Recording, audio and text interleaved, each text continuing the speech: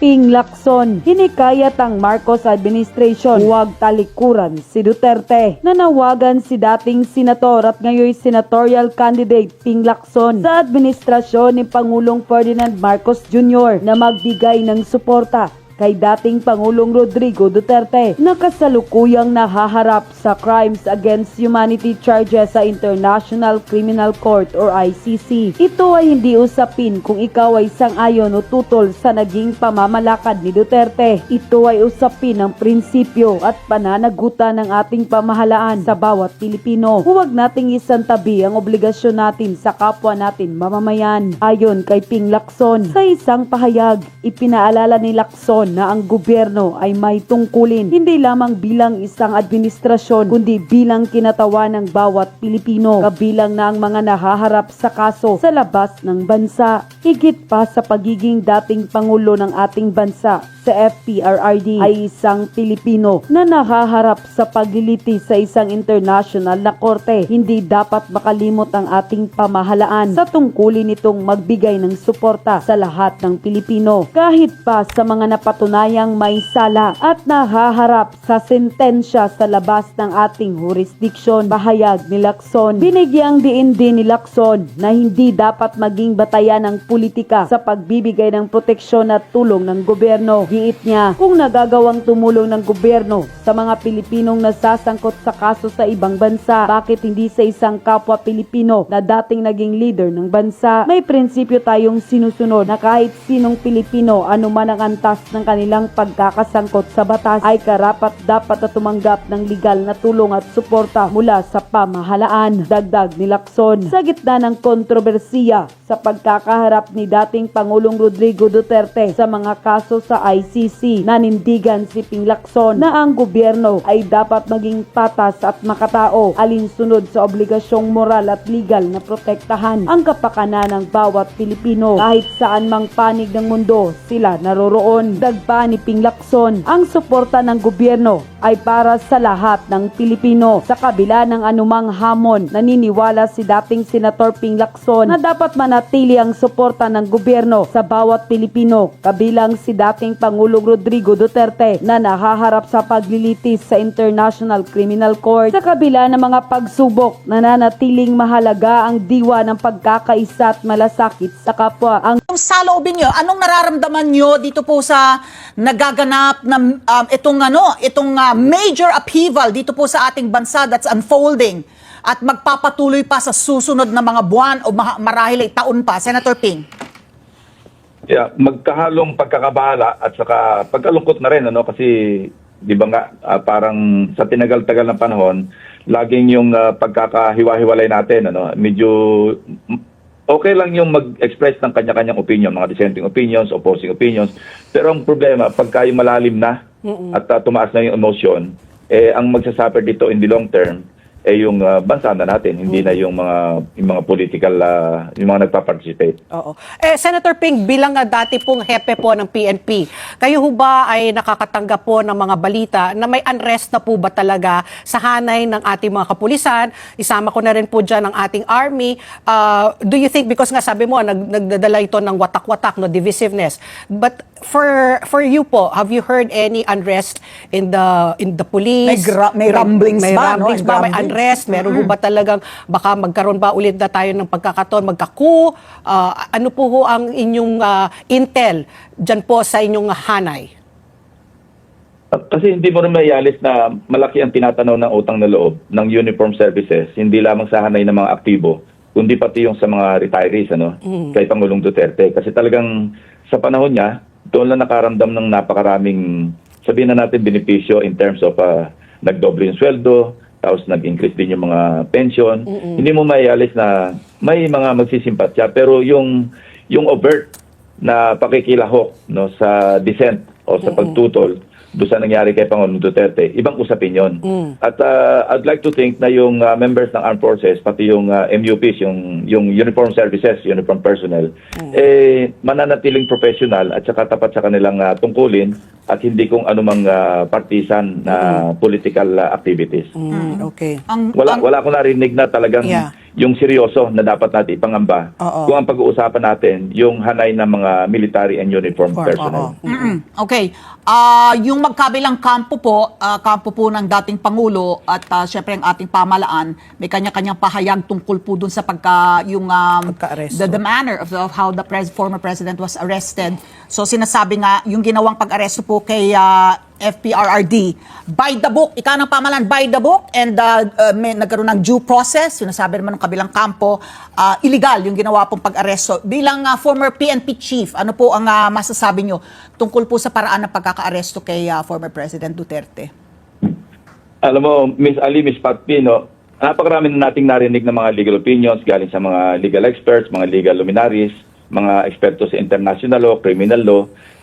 Coming from me, na hindi naman abogado, isa lang masasabi ko, ano man ang sabihin kong opinion, lalo't legal, not counted. At saka walang kredibilidad kumpara doon sa mga nagsasalita na talagang nag-aral ng batas at nag-practice pa ng kanilang mga profession. Oo. So, Senator Ping, ito po, kilala ho nyo ba si Police Major General Nicolas Torre? Kasi nga po, he has been very, talagang siya, front, center, backwards, lahat na po. Siyang humuli And he was po kay, handpicked, kay Kibuloy, tapos ngayon po kay former President Duterte. Ano ho ba yung nagiging basihan? Bakit po siya napili? Ngayon po, yung mga kontra ay sinasabi siya po yung attack dog po ni PBBM, nitong administrasyon po. Kayo po, kilala ho nyo ba personally? And ano po yung nagiging basehan kung paano siya po ang pinili para po humuli kay Kibuloy at mag-serve ng arrest warrant kay PRRD? Noong Chief PNP ako, siya ay under kay Major General Lucas Managelod, na siyang CIDG director ko noong ko yung Chief PNP. Nung tinanong ko siya anong background ni ngayon Major General Torres, junior officer niya, at sinabi niya na napaka-decisive na opisyal, professional. Maganda yung reputation na banggit sa akin ni Major General Lucas Managelod, na retired na rin yun, pero siya yung CIDG director ko. Dahil yun ang kanyang, ayon sa kanyang observation, nagsisilbi pa sila pareho sa CIDG ng CPNP. Wala akong direct na personal na pagkaalam tungkol sa karakter o sa reputasyon ni General Torres. Okay. General Torres, sorry. General Torre, oo. Ibalik ko lang dun sa pagkaka-aresto kay labas na yung legal na usapin, no? Pero yung it was deliberate, no? Deliberate choice nila na piliin mostly female na mga pulis. Yun po yung akin pong tinatanong. Most of them were women, all of them were wearing body cameras mula sa airport pa lamang. So everything was caught on video, no? Kung para to speak, the videos will speak na kung nagkaroon ng due process, if by the book. Tapos hindi disallowed, hindi pinagbawalan yung mga tao na kumuha ng sarili nilang mga videos using their cellphone. Si Kitty particularly was taking videos and she was posting on social media. Yung ganun pong pamamaraan, Senator Ping. Yeah, maximum tolerance. I think na-observe yung maximum tolerance dahil nga sa prevailing situation at that time, pati yung personalidad na involved. Imagine, dating Commander-in-Chief, dating Presidente, ang kasama dating Executive Secretary, kasama yung pamilya. At kung hindi ka mag-exercise ng restraint at saka maximum tolerance, medyo talagang gugulo.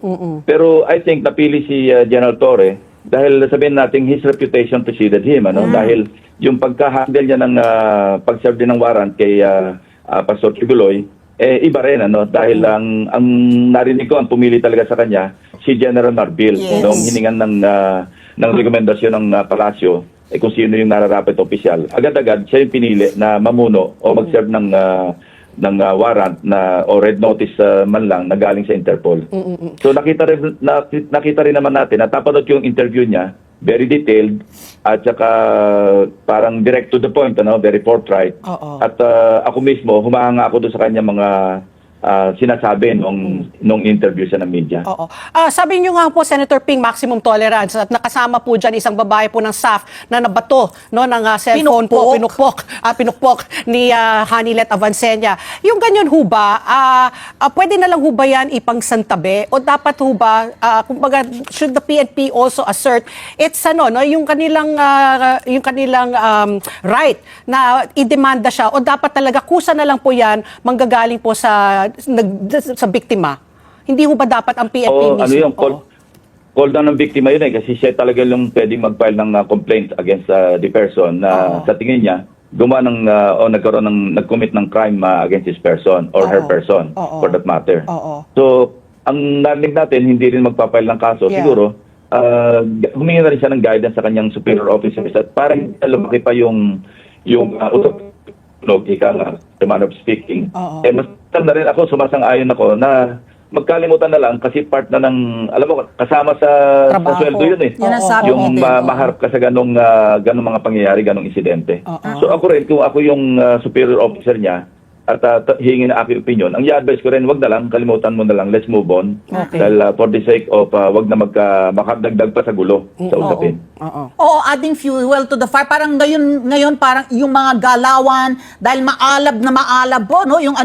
Yung sitwasyon po ngayon sa ating bansa, ito at binabalita nga hindi lamang dito sa ilang bahagi po dito sa Pilipinas, kahit abroad, nagkakaroon po ng mga rallies, ng mga protesta, bring Duterte back home. Ito po ba yung, tingin niyo po matutuloy yung eleksyon sa Mayo? Oo naman, I think natutuloy election. Alam mo, sa plus count, parang 61 yung protest rallies na nagawa. Hindi lamang dito sa bansa, kundi sa iba't ibang bahagi ng mundo. So talagang nataas ang emosyon, ano? At kung hindi makaka-apekto sa sitwasyon, sa political situation sa ating bansa, ang panalangin natin, wag na lang sana kasi nanggaling na tayo dyan, may EDSA 1, may EDSA 2, at yung magkakaroon pa ng EDSA 3, hindi lang isang particular na grupo ang maapektuhan, kundi yung buong bansa kasi tuwing dadaan tayo sa ganyan, although, alam mo, sama ang naging epekto kaysa sa mabuti. So, Senator Ping, ito po, no, aside from former President Duterte facing the ICC, meron rin po yung nakabinbin po na impeachment trial po ni VP Sara. At nakatakda, supposedly, no, June 3, mag-uumpisa po. Tapos tatawid na po yan sa 20th Congress kung matuloy. Kayo ho ba, ano po ba dapat ang, kumbaga, bugbog na ho ba ang mga Duterte? Dapat isa na lang muna o dapat sabay pa rin po nating linilitis yung nangyayari po dyan sa Dahig at saka po yung dito po yung impeachment trial? Kung kayo po ay, yung opinion lang nyo po. Sa ligang batas kasi ang sumasaklaw doon sa impeachment once na matransmit sa Senate yung articles of impeachment, wala naman magagawa yung Senado kundi aksyonan, no? One way or the other, magsagawa ng o mag-constitute yung mga members ng Senate into an impeachment court at dumaan sa pagdinig. So wala, constitutional mandate yun na hindi pwedeng iwasan. So hiwalay sa politika, usapang konstitusyon, usapang legal yung impeachment na hiwalay doon sa, of course, hindi maiwasan magkaroon ng perception na may persecution kasi mag-ama yung naharap sa mga legal na usapin at sila nasa receiving end. Hindi maalis yun, lalo pa nga yung mga supporters medyo mainit at sila pa yung, sabi mo nga kanina, nag-a-add ng fuel sa fire, na nagpa-fan ng flames sa mga pangyayari. Okay. So speaking of maximum tolerance, paano nga po haharapin ito ng ating pamalaan? Because we cannot deny na napakalawak pa nung base of support ng mga Duterte na sabay lilitisin yung tatay, yung ama lilitisin sa Dahig. Si VP Sara naman lilitisin sa Senado for her conviction, no? At maalis po sa pwesto. At hindi malayong mangyari na lalo pong maging maalab yung malaking base of support po nila. And how is and I don't know, wag naman sana mag-snowball itong protesta, no? In support of the Dutertes. Speaking of maximum tolerance, paano po kahaharapin ito ng ating pamahalaan kapag ito po ay mag-snowball at lalong mag-alab at lumaki po yung mga protesta? Ang nakasalalay naman na maximum tolerance doon sa, again, freedom of expression, freedom of assembly, Pero kung may mga paglabag na, nagkaroon na ng kaguluhan at may mga batas nang na-violate in the course of expressing yung kanilang mga sentimiento, may hangganan din yung maximum tolerance siyempre dahil papangalagaan din ng mga security forces yung mga mapiperwisyo ng mga kababayan din natin o kung hindi man yung Estado mismo. So merong balansyado pero ang talagang prevailing na standard procedure is exercise maximum tolerance. Maski nung araw pa, ganyan talaga yung pinagbibigyan talaga mag-express. Huwag lang makakaperwisyo na halimbawa, nagkaroon ng chaos, nagkaroon ng anarchy, at nakasalalay ng seguridad ng bansa o seguridad ng mga tao sa palipaligid, ibang usapan naman yun. So Senator Ping, bad timing ho ba itong nangyayari rin po dahil eleksyon? Ito ho ba ay nakikita ninyo makakasama, lalo na po sa administration na kandidato na, which you belong to, would this have been better if it happened non-election, non-campaign period? And or do you think naman this is going to be, kumbaga mas makakabuti po para sa administrasyon? Sa mga feedback na natatanggap namin galing sa mga, especially sa mga local officials, especially doon sa party ng Mindanao, saka some parts of the Visayas, medyo may epekto daw sa mga administration candidates. May backlash, ika nga. So yun ang natatanggap naming feedback. Hindi pa namin ito nababalidate sa ground.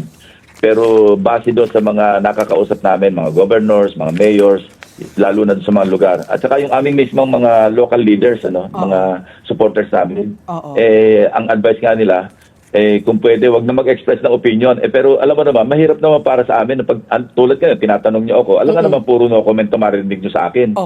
Unang-una, hindi naman talaga ako ganun, na hanggang abot ng aking kakayahan, kung kaya ko i-express yung aking opinion, i-express ko. So, yun, meron talaga epekto.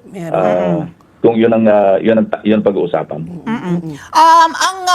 The media carried yung story na yung stand po ng pamahalaan na dito sa tungkol po sa pag-aresto po kay former president na bagamat sinabi nila wala nang hindi natin kinikilala yung jurisdiction ng ICC pero dahil Interpol ang humingi ng tulong sa atin para ipatupad po yung naturang warrant, ay kailangan na obligado tayong tumulong dahil committed tayo as member of the International Police Organization po, Criminal Police Organization. Pero ngayon po, yung banner story ng Manila Times, hindi ko alam kung nakita nyo, Senator Ping, na merong lumalabas daw, binunyag na yung mga, according to the documents of the International Criminal Court, may prior knowledge daw ang ating pamahalaan tungkol sa pag-aresto po kay dating Pangulong Rodrigo Duterte bago ito mangyari. At una nang tinanggi ng pamahalaan na alam nila yung tungkol po sa warrant of arrest para kay Duterte bago ito lumabas. Iba po yung lumalabas na narrative ng pamahalaan natin doon sa di umano based on the documents of the ICC. Ano po ang reaksyon nyo dito, Senator Ping? Sa panahon ngayon gawa ng information technology, kailangan bago ka magsalita, napakadali mag-fact check ngayon na Alice at Pagpi. Kaya dapat mag-ingat talaga tayo sa mga sasabihin natin na accurate at hindi taliwas doon sa lalabas sa later on na siya palang katotohanan. So, hindi ko naman hinusgahan na totoo yung nabalita sa dyaryo na matagal na may prior knowledge na o hindi man. Pero yun lang, generally speaking, kapag tayo nagsalita, siguro din lang natin na nakasalalay sa katotohanan yung lahat ng sasabihin natin. Otherwise, sisingilin tayo niyan Kasi maraming pangyayaring ganyan, pag na-fact check, talagang mafa-fact check ka, hindi ka makakaiwas na dahil kung mali o taliwas sa katotohanan na sinabi mo nung una, sisingilin ka rin talaga.